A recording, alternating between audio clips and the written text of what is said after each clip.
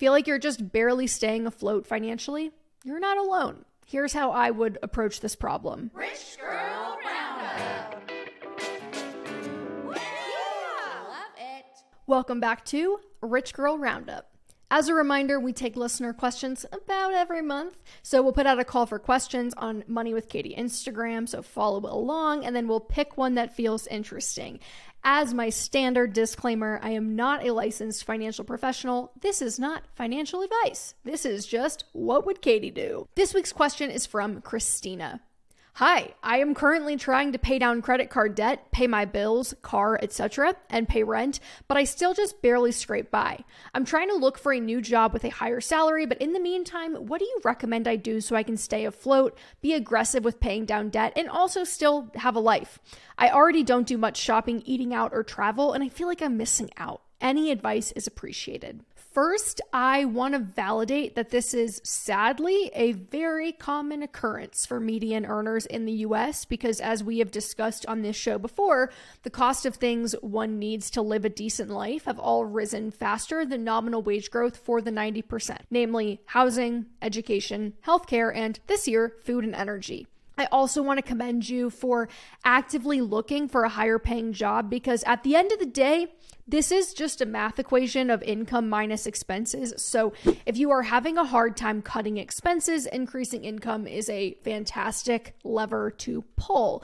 Now, I don't know how much you earn or how much your rent, car note, and credit card debt amounts to by comparison, but it sounds like you don't have a ton of discretionary spending to trim. So this can make typical budgeting advice relatively unhelpful because usually we say, well, stop spending money on things you don't need. But if you're already not doing that, there's very little to trim to begin with. So there's no silver bullet solution, but it sounds like you are experiencing what I would refer to as a cash flow crunch. So how I approach situations like these is by attempting to hone in on what specifically could be the lowest lift lever to pull to buy back some breathing room. Like, where can I make one change that can have a really big impact versus trying to make 15 tiny adjustments that may not move the needle as much? First, I would look at what's likely my highest expense of housing.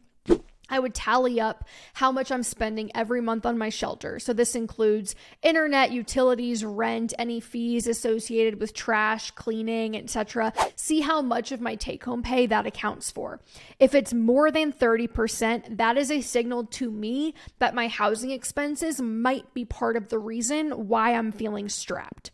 Obviously, moving is expensive, so it may not be the ideal first line of defense, but if you don't have a roommate or you live in an area that's ultimately too expensive for what you're earning currently, it may be worthwhile to suffer the short-term pain of a move for the long-term gain of freeing up extra income every month.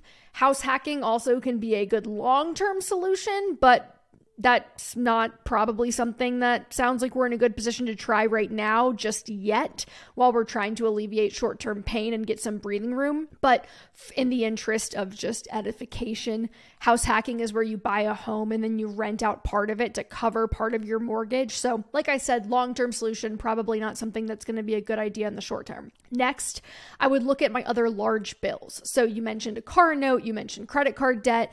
For the car note, I would add up my car payment, insurance, gas, maintenance fees, all of that, and see how much of my take-home pay is being sucked into that category. So if it's more than 10%, it might mean that I'm in a car that I cannot currently afford, whether because of the car itself or the interest rate on the loan or both. The average monthly car payment in the US is between $515 and $667 per month as of fall 2022, which after insurance and gas means an all-in monthly cost of between $700 and $800, I would estimate, which is only moderately comfortable and affordable for someone earning between $90,000 and $100,000 per year. So it's certainly possible you need the car for work. It might not be something that you can immediately or easily get rid of. But if not, you may consider going carless for a while if you live in a walkable or bikeable town. Again, We're not necessarily looking for permanent long-term solutions. We're just trying to find those big ticket items in our monthly expenses that create a lot of strain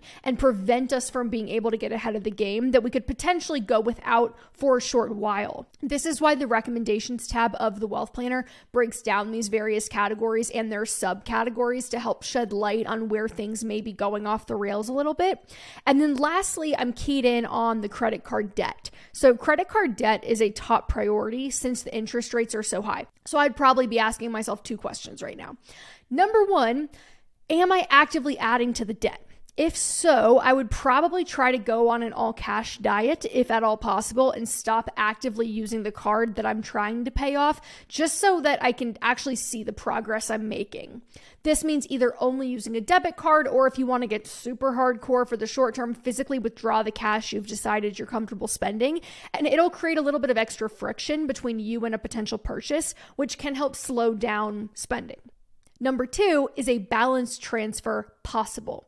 Depending on how much credit card debt you're dealing with, a balance transfer may be a good short-term solution for getting some extra breathing room. So you'll typically pay 3% on the balance to transfer the debt from one credit card to another new credit card with 0% APR for usually between 12 and 18 months. From there, you can aggressively attack the debt, but without that 20%-ish interest rate piling more on top every month. If you go this route, be sure to do some math to figure out how much you need to pay each month to wipe out the entire balance or most of the balance in the allotted amount of time that you have that 0% interest rate. At the end of the day, depending on your income, geographical area, current expenses, it really might not be your fault that you are having a hard time making the numbers work. The wage stagnation and cost of living data are pretty clear that things have been getting measurably more challenging for your average American, but running some of these numbers can help hone in on where specifically the squeeze is coming from in your situation. And hey, if none of these items end up being the problem, it might mean that you are spending more on discretionary expenses than you realize, and that can be a valuable revelation too. I know when I first started buckling down financially, I thought I was a fraud victim every single month when I got my credit card statement in the mail. But things just add up, and sometimes we're not really even aware of how much we're spending until we actually begin tracking it.